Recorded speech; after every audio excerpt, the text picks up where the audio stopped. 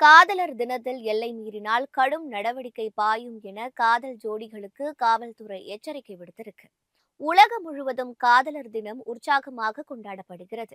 காதலர் தினத்தை தங்களது ஸ்பெஷல் தினமாக கருதும் காதலர்கள் மெரினா எலியட்ஸ் கடற்கரை, கிண்டி சிறுவர் பூங்கா, தனியார் வணிக வளாகங்கள், திரையரங்குகள் உள்ளிட்ட இடங்களில் இன்றைய தினம் அதிகளவில் கூடியிருக்கிறார்கள். காதல் புனிதமானது என்பது காதலர்களின் வேத வாக்காக இருந்தாலும் இது தமிழ்நாட்டின் பண்பாடு, கலாச்சாரத்துக்கு எதிரானது என்பது இந்து அமைப்பு உள்ளிட்ட சில அமைப்புகளின் கோஷமாக இருக்கிறது.